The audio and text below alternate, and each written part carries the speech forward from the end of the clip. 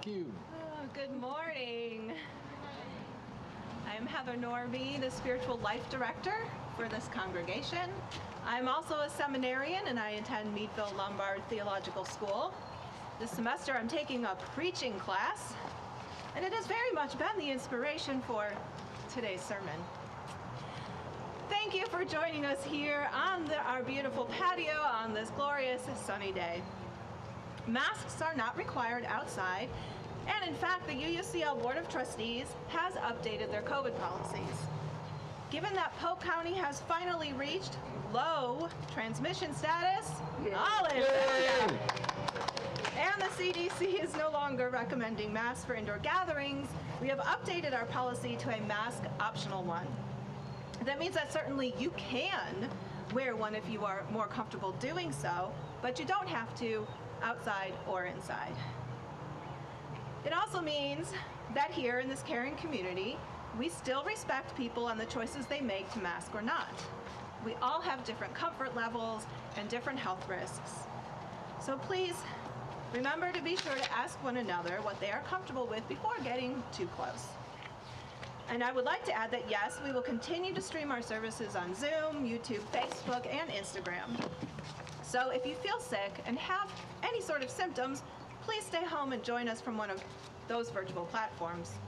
Thank you, all of you, for making UUCL a caring community. Good morning, UUCL! My name is Joshua Sussman. I use the pronouns he, his, him, but my friends call me Schwa. We're glad you're here. Whether in person or virtually, UUCL is an affirming community. And whatever your gender identity, sexual orientation, race, ethnicity, abilities, or theological beliefs, you are welcomed here. We would love to get to know you better, so please join us after the service on the patio, or if on Zoom, please say hello through our chat feature. We publish a newsletter every Wednesday, and it's the main source of information for what goes on around here. So be sure to sign up. If you already receive it, read it. Please. Read it. Emphasis.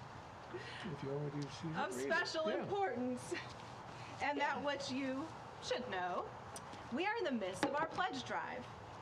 Yes, we want to know how you can give of your time, talent, and treasure.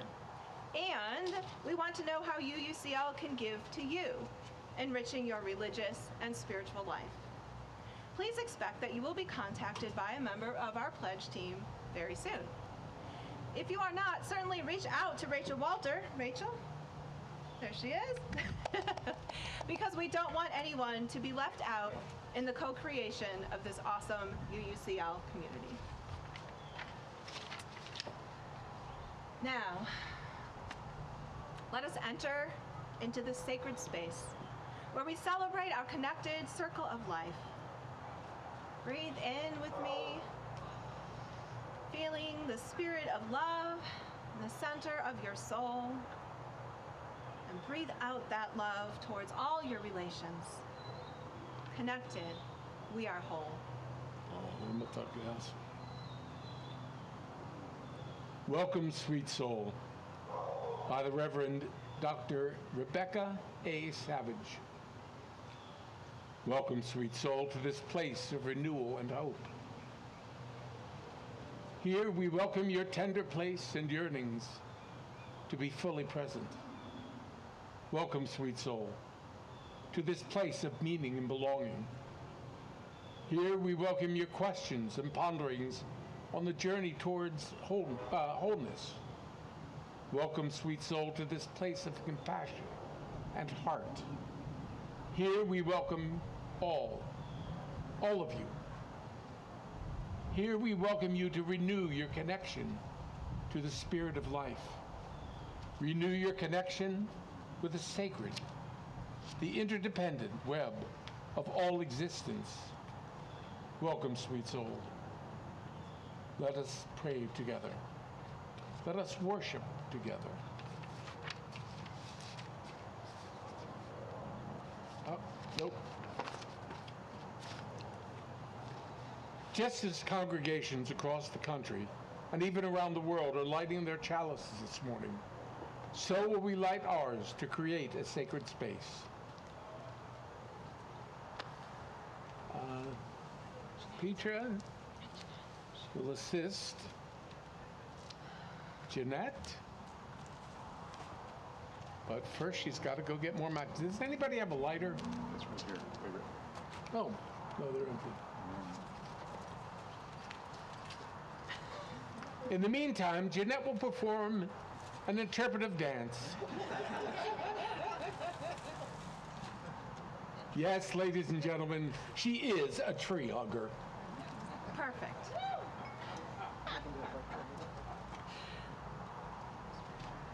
Nobody's got a lighter. Ah, here we go. Last one. You got a lighter contribution We're coming good. behind We you. got- So grab that. Grab the contribution. Okay, give me the contribution. Okay. Thank you, Sarah. Thank you, Sarah. Okay.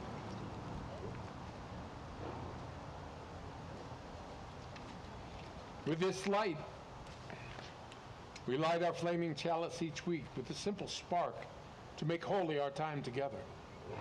With this flame, may our highest intentions be refreshed. With this flame, may we remember who we are and whose we are. With this flame, may our faith be renewed and reignited to guide our journey. Amen. So mote it be. Please join us in singing Spirit of Life and signing hymn number 123.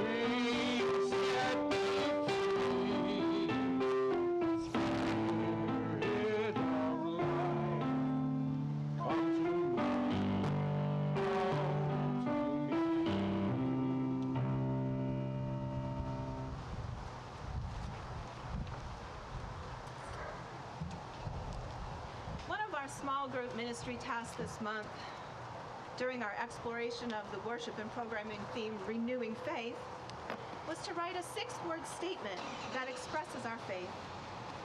Because today we are exploring what Unitarian Universalism is, I want to share with you the 6-word statements from some of our fellow congregants. I hope they inspire. 6 words are just the beginning. Unyielding trust is focused through love. Faith in love, trust without reservation. Loving kindness for oneself and others, listen, investigate. Faith in connections and relationships. Help others, do justice, environmental conservation. Physics and evolution shape, astound me. Look to nature, God is there. See the God in each other. And I thank the small group for letting me share that so we can truly affirm our diversity and our different ways of perceiving the divine. And let us turn now to honor the weaving of joys and sorrows that run throughout all of our lives. We engage in this ritual every week because we have faith in the cycles and patterns of life and in each other.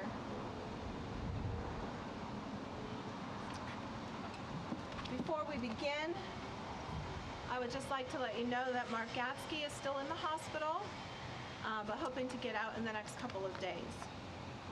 Also, I've spoken to Jim Kroll, and we are planning a memorial, or a celebration of life, rather, for Portia. That will probably happen in May, but we're still working on a date because Portia knew a lot of people, and trying to coordinate all those people is difficult.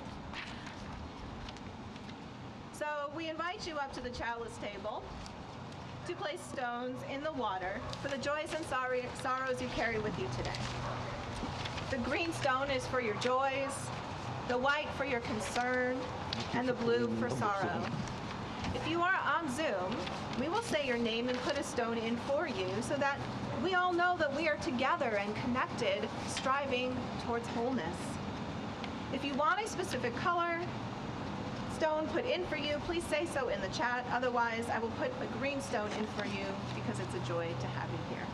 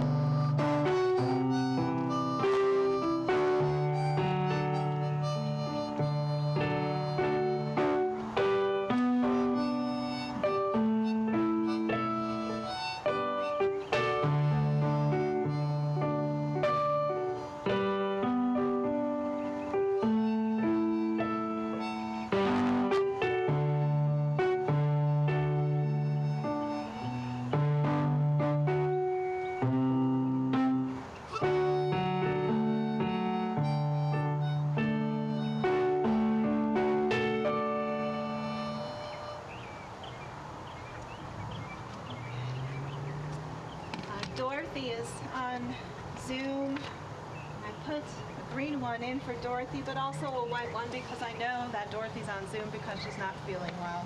And we hope she feels better. And Jane Eskenazi, Judy Powell, and Nancy and Tom Morris. Oh.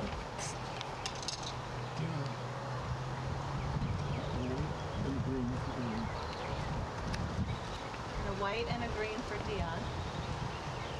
And Joshua.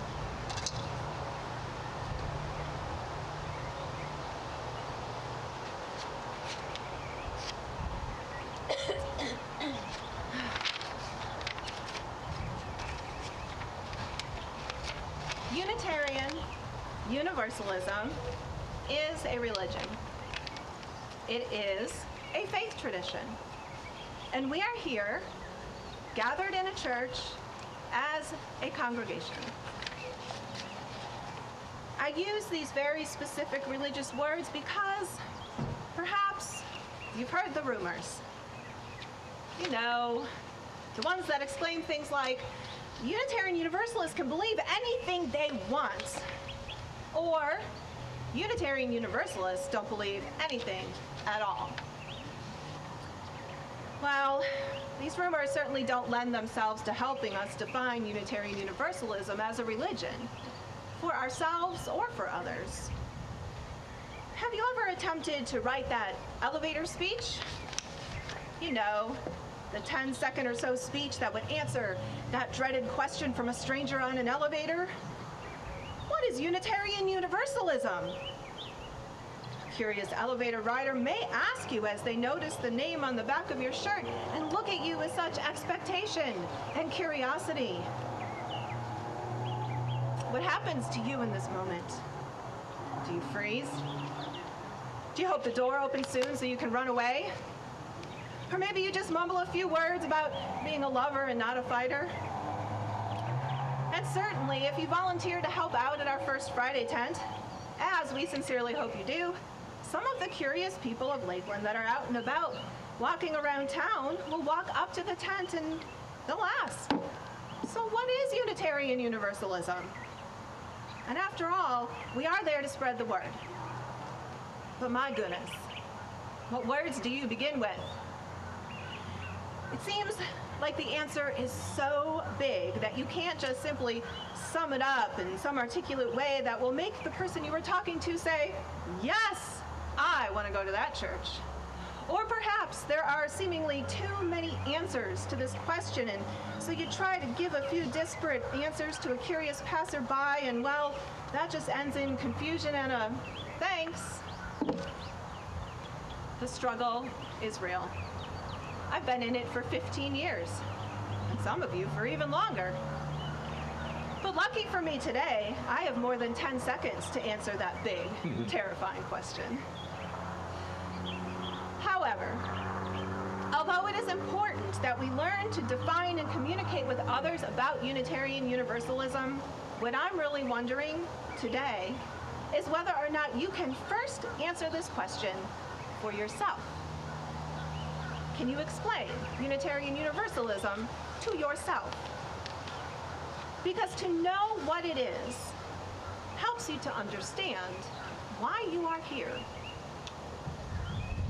And when you know why you are here, you can engage with purpose and meaning making, instead of walking aimlessly around thinking, it doesn't matter what I do or say because here in this place we can believe anything we want.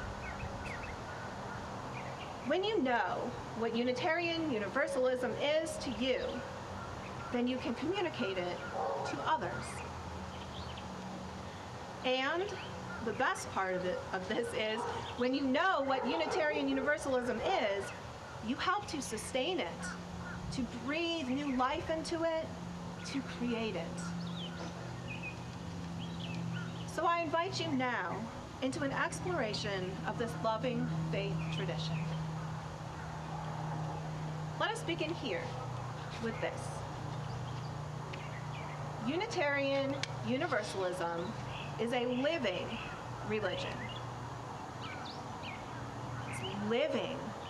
Well, then let's poke around just a little in the soil and uncover some of the roots that hold us firmly grounded, sustaining our religious lives. The theological ideas behind Unitarianism and Universalism have been around for hundreds of years. Christian Unitarianism, simply put, is the belief that God is one, not three, and that Jesus was inspired by God in his moral teachings, but that Jesus was not a deity or God incarnate. This theology, however, became heresy in the year 325 when the Nicene Creed was written. There are also scholarly claims that a theology of universalism existed in early Christianity. Universalism opposed the belief of the inherent goodness of humanity rather than believing in the concept of original sin. Do these theological ideas sound familiar? Let us travel up the extensive and complex root system some several hundred years and arrive at 1793 when the Universalist Church of America was formally established. Hosea Ballou, often called the father of American Universalism, preached that those forms of Christianity that emphasize God as wrathful in turn hardened the hearts of their believers. As I read his words, ask yourself how these roots continue to sustain us. Hosea Ballou wrote in 1834, "It is well known and will be acknowledged by every candid person that the human heart is capable of becoming soft or hard, kind or unkind, merciful or unmerciful, by education and habit. On this principle, we contend that the infernal torments which false religion has placed in the future world, and which ministers have, with an overflowing zeal, so constantly held up to the people and urged with all their learning and eloquence, have tended so to harden the hearts of the professors of this religion, that they have exercised toward their fellow creatures a spirit of enmity, which but too well corresponds with the relentless cruelty of their doctrine, and the wrath which they have imagined to exist in our Heavenly Father. By having such an example constantly before their eyes, they have become so transformed into its image that whenever they have had the power, they have actually executed a vengeance on men and women, which evinced that the cruelty of their doctrine had overcome the native kindness and compassion of the human heart." What Hosea Ballou recognizes here is that religion lives in us. It matters what we believe. Religion shapes us as we grow, and likewise, we shape the world. In 1825, the American Unitarian Association was formally established. William Ellery Channing, one of the most prominent preachers in early American Unitarianism, also understood God as loving, recognizing that the way we imagine our relationship with God matters to how our religion is lived in the world. He opposed Calvinism for proclaiming a God who is to be dreaded. He wrote, "We are told to love and imitate God, but also that God does things we would consider most cruel in any human parent. Were he to bring his children into life totally depraved and then to pursue them with endless punishment." Unitarian Universalism is a living religion. These ideas are at our roots. And if I am a part of this living thing, and I stand at the end of my branch waiting to grow and I listen closely, I hear the echoes of these ancestral theologies in the work we do now to dismantle white supremacy. I hear them when we talk about prison reform, about doing away with punitive justice and establishing communities of care, of safety, and of restorative justice. Living things grow and change and adapt. They respond to their environment. Early Unitarians and Universalists believed that theological ideas should be subjected to the light of reason. In an age when scientific discoveries were accelerating, it meant that this living religion had to adapt and change faster than ever before. And in a time when it was becoming increasingly easier to travel, to move around the globe, or to forcibly move people around the globe, these two living religions had to adapt and change in light of not only the discoveries that were being made, but the atrocities that were happening. Let us travel up and into the trunk of this living religion. If we take out our increment bores, we can get a sample cross-section of this living UU tree that we are exploring. Now we can look at the rings that grew throughout time, making it sturdy, giving it strength and girth. During World War II, the symbol of our faith was born. A Harvard University paper tells the story like this. The Reverend Charles Joy, director of the Unitarian Service Committee, asked his friend Hans Deutsch to create a symbol that would represent the spirit of their work. At the time, the Unitarian Service Committee, a rescue and relief operation, was helping Unitarians, Jews, and other persecuted groups escape the Nazis. Since Nazi informers were numerous, Reverend Joy felt refugees needed a symbol of hope to assure them that they were in good hands as they traveled to safety in a network much like the Underground Railroad. The organization began using the symbol in French refugee camps, and soon it was understood that anyone carrying a note with a flaming chalice could be trusted. Sympathizers would draw the symbol in the dirt outside their home as a signal to those in need of a place to stay, a light in the darkness. In this living tradition, those heretical theological roots continued to feed the tree, ever widening the circle. In 1961, another significant change was made. The Unitarians and the Universalists merged into one denomination. The Reverend Marilyn Sewell tells it like this. The two groups had much in common. Most significantly, each was a free faith with no creed, and both had a strong policy of congregational autonomy. They were compatible theologically, though each brought a different emphasis. Both groups allowed the umbrella of their religion to encompass an increasingly diverse range of beliefs, including atheists, agnostics, humanists, Jews, as well as Christians. The merger, then, was a practical move to strengthen two small denominations that had limited resources.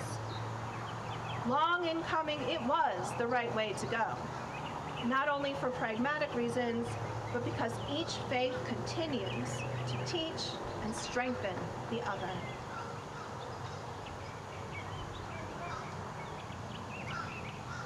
And there's yet another ring in our tree here, expanding our sturdy trunk. In 1984, the 7 principles were adopted. Why principles? Why not a statement of belief? Because, of course, Unitarian Universalism had opened itself up to accepting people with a wide range of theological beliefs. And adopting the principles was a way to affirm this diversity by bringing us together with a covenant that would guide us, like a moral compass. We are not bound by beliefs or creeds. We are bound by our values and the promise to live them best we can. As I read the first 7 principles, see if you can't sense the life that our ancestral roots are transporting into the trunk of our tree. We covenant to affirm and promote, first, the inherent worth and dignity of every person.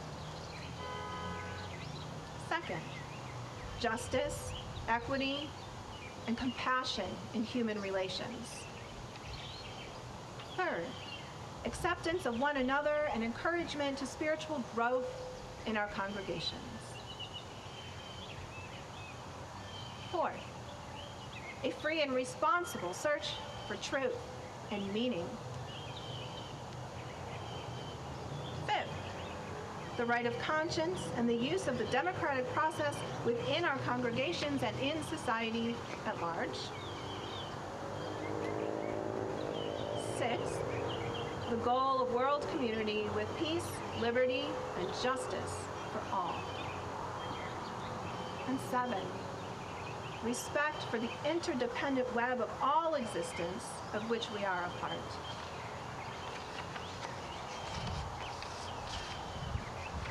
We are not finished growing and changing yet. Still more rings will be added to our truck as we live and respond to the world around us. Many congregations, including this one right here, have adopted the 8th principle, which reads, we covenant to affirm and promote journeying towards spiritual wholeness by working to build a diverse, multicultural, beloved community by our actions that accountably dismantle racism and other oppressions in ourselves and our institutions. Did you hear it again? The ancestral theological underpinnings of oneness and universal salvation? Our roots give us the elements of life that we need.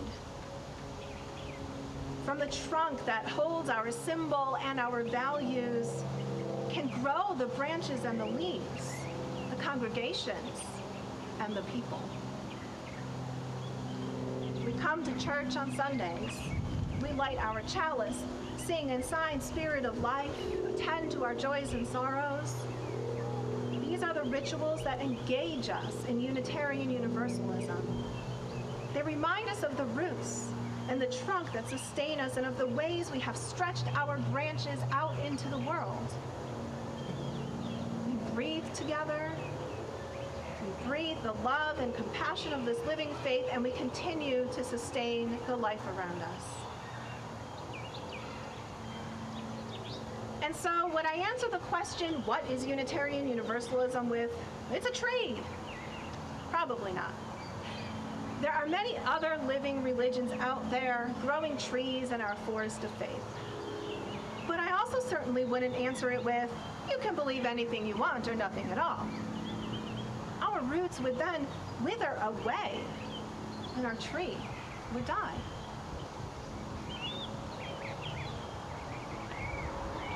Although I am but one leaf on the tree, I do have an answer to the question because I know why I come here and what Unitarian Universalism means to me. So what is Unitarian Universalism? This is my elevator speech.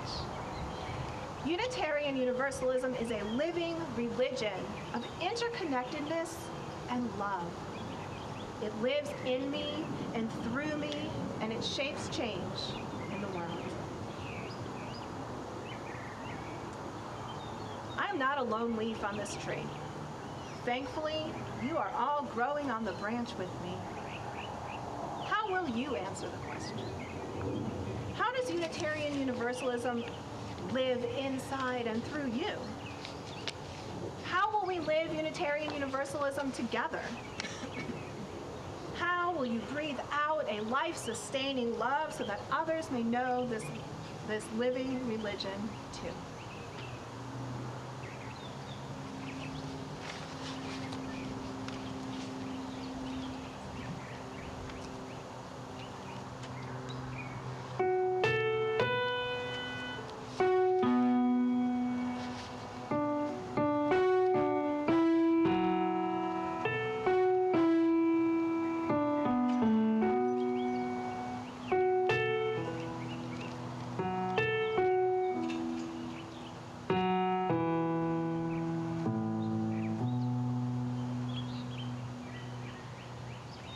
We have now come upon the moment when we can share our treasures with this community as an act of faith. When we each give what we can back to life, we serve a greater good. creating a powerful beauty that can change the world. But before we pass the plate, Joshua Sussman and Phil Hatmaker have a message for all of you on why they give. The simple answer is because it feels good. By giving of my time and treasures, I share my music. I hope you like it. Nobody's thrown anything at me yet. I share my ideas. Sometimes they're greeted with great affection. Other times, not so much. And I'm learning to work well with others by applying the principles. It all comes down to, it feels good. It feels good to see the smiles. It feels good to know that I'm doing something to help. That's why I give. Thank you. Phil?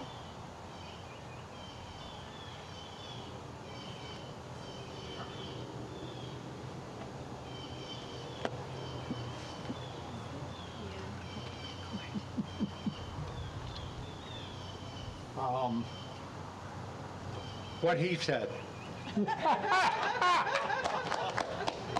Thank you for not saying ditto. Oh my. I've got two reasons for, and a third I might share with you. Two reasons for giving. One is I have grown inordinately fond of this church, all of you people. The kind of ambiance that is here, I became fond of that, and then I read as people started talking about membership, and I rarely join anything. I read the handbook, which I recommend, by the way, and I realized that I did agree with the 7 principles, or 8 if you want to count the other one. And that's why I give, out of a sense of love and out of a sense of appreciation. I want this place to continue for me and for all of you and for anybody else that wants to wander in. Second reason is historic. I was raised Pentecostal, and my folks, I think, continued to be Pentecostal, though they started to going to more evangelical churches for long reasons I won't go into. And my dad was a devoted tither. There they believed seriously in the 10%.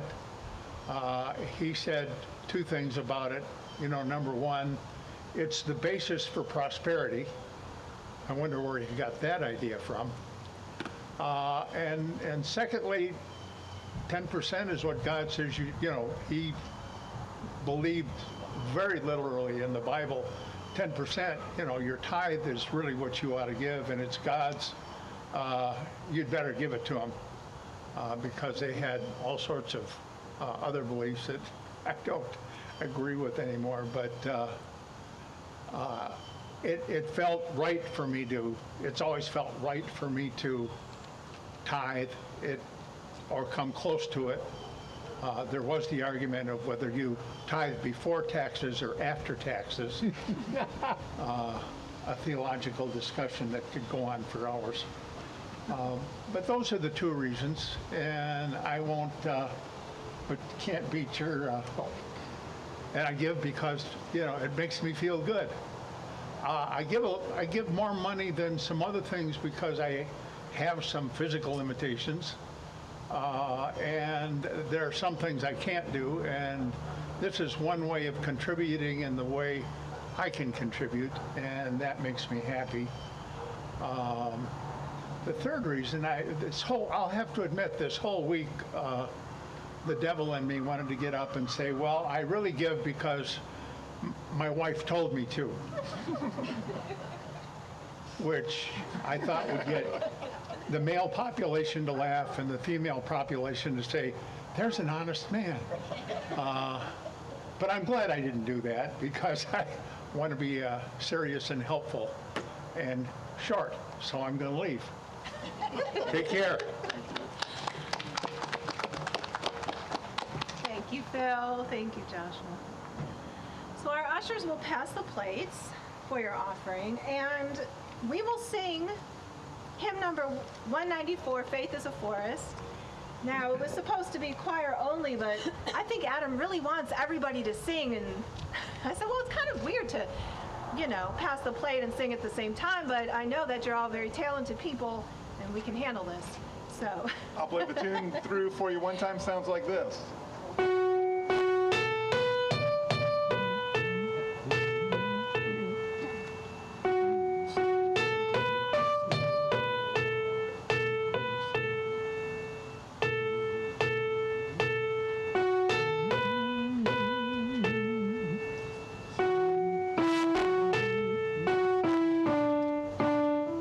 Second page.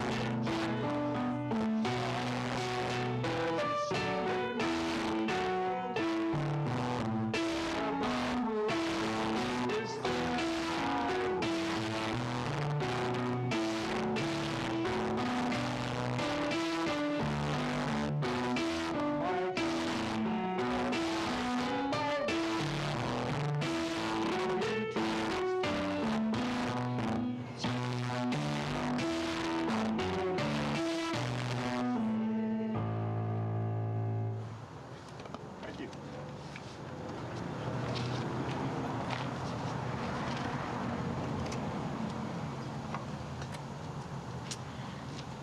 Well, last week, we handed out principles and asked you to do some work. I'm wondering, did anybody do that work this week? Joshua, Jan, Phil, yeah? So I would love it if you would share so that we can continue to get a deeper sense of what it means to be a Unitarian Universalist. Now, we only have about 10 minutes left, so we'll have to keep our sharing to, let's say, 30 seconds or less. And what I want to know is, what is your principle? How did you decide you could live it? What action did you say would speak to that principle, would make it flow through you? And how did it go? And how did it help you live Unitarian Universalism? That's a lot of questions. 30 seconds less, yeah. Get us started, Joshua. Be compassionate toward my brother without giving in to the guilt trips he tries to lay on me. or send me on. What was your principle? Second principle. Justice, equity, and compassion in human relations. A voice from above.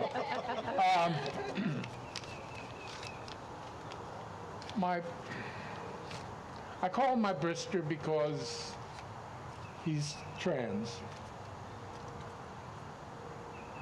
David/Diane has been complaining about his health forever. And this past week, or a couple weeks ago, I told him, I can no longer take care of your dog. I can't stay at your house and do it. I can't bring your dog to my house and do it. I am just not able to do it. And he called last week, and the doctor wanted to admit him to the hospital, which he's been putting off because of the dog. And I didn't tell him, but I thought, if he stays home and he dies because of the dog, I'm going to kill the dog. And he called up crying. He didn't know what to do. He didn't know what to do. And I said, I'm coming to get the dog. Even though I said I wouldn't. Because it was the compassionate thing to do. You feel good? It's a blessing and a curse. Yeah. It's an old dog. Taking care of a 17-year-old Manchester Terrier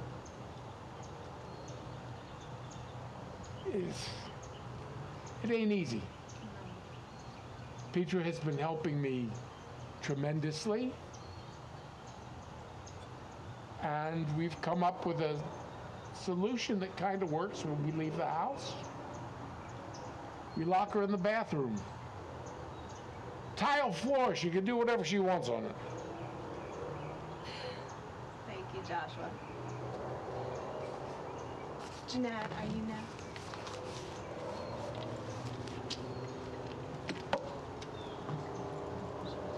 Principle 7, Principle 7, interdependent web of all existence of which we are a part. I've decided to eat out only at restaurants, cafes, diners that do not use single-use plastic or styrofoam, like the Downtown Diner and Hillcrest Coffee. Thank you, Jeanette. This ad brought to you by the Downtown Diner and Hillcrest Coffee. Would anyone else like to share about living a UU principle this week? Sure, why not? How you doing? And then Ken? Ken?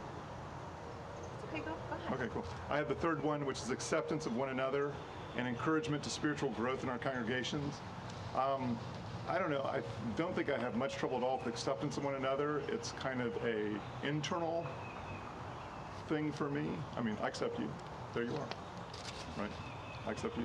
But the encouragement to spiritual growth, that's an external thing, right? So I encourage you to spiritual growth. So how do I do that? Obviously, have more conversations, have opportunities for you to spiritually grow that I can provide, but really conversations like, hey, tell me what you're doing just to do your spiritual growth. And people can say, well, nothing for 6 months. Or they'll be like, oh, I'm doing this every day. And then it's like, that's cool to hear. So thanks for sharing with me, and I'll be asking you questions. It's true. Adam asked a lot of questions. I know. Ken, would you like to share?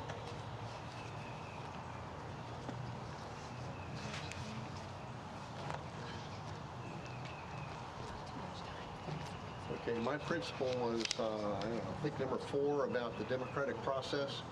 So it took me a while to figure out, how I could enhance the democratic process. So what I thought of was the people in Ukraine are losing their democratic process because they've been attacked. So I made a donation to, I'm not going to get the name right, something like the UU International Women's Organization, something like that, who said that that the funding would go to feed people in Hungary and Romania and one other country, I forgot which one. And that's it.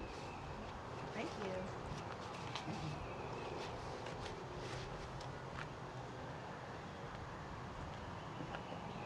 I have a minute or so left. Would anybody else like to share? Amazing.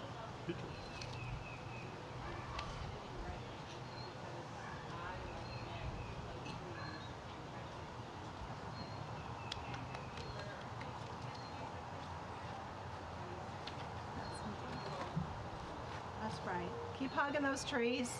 It connects us.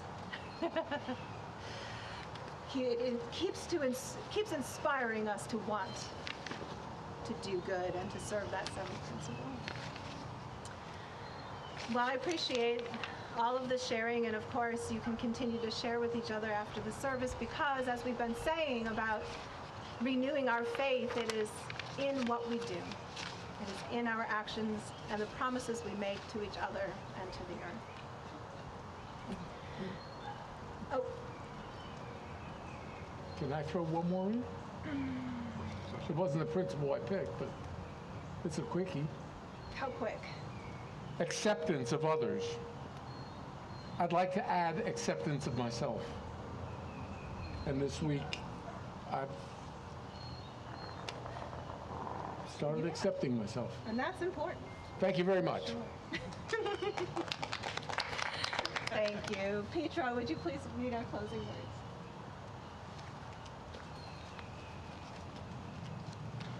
This is a Psalm of Life by Henry Wadsworth Longfellow.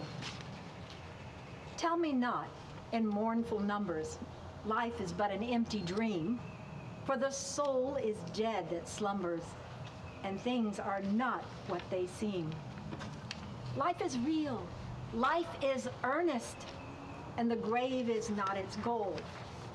Dust thou art, to dust returnest, was not spoken of the soul. Not enjoyment and not sorrow is our destined end or way, but to act that each tomorrow find us farther than today. Art is long, and time is fleeting, and our hearts, though stout and brave, still like, stop it, Still like muffled drums are beating, funeral marches to the grave. in the world's broad field of battle, I'm okay, in the bivouac of life. Be not like dumb, driven cattle, be a hero in the strife.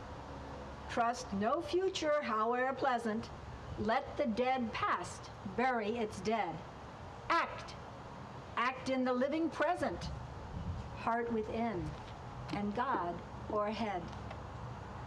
Lives of great men all remind us we can make our lives sublime, and, departing, leave behind us footprints in the sands of time. Footprints that perhaps another, sailing o'er life's solemn main, a forlorn and shipwrecked brother, seeing shall take heart again. Let us then be up and doing, with a heart for any fate, still achieving, still pursuing. Learn to labor and to wait.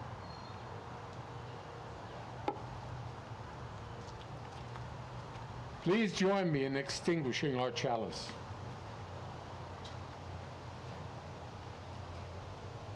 We extinguish this chalice, but not the light of truth, the warmth of love, or the fire of commitment. These we carry in our hearts and out into the world. Please join us in Please join us in singing hymn number 1058 in the teal hymnal, Be Ours a Religion. And we're going to be up and doing. Everyone rise and stand on up. We're going to do number 1058 as you're willing and able. Nice short tune right here. It goes like this. You ready?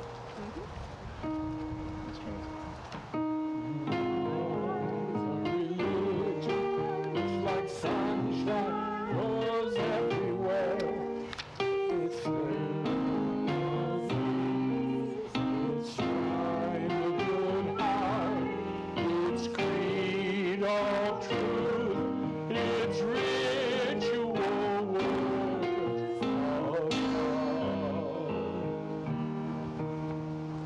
Thank you.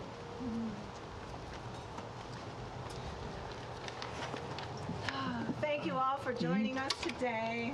I just want to add in, because I forgot to ask the Zoom folks, I do like to make sure that they get to participate with us. And Judy Powell wants us to know that she too follows that seventh principle by reusing and not using single-use plastics like Jeanette. So thank you, Judy. Go out into the world. Do Unitarian Universalism. Grow it. Honor its roots. Strengthen its trunk. And be the branches and the leaves on the tree. Remember, you are worthy, you are loved, and you are a blessing. Thank you.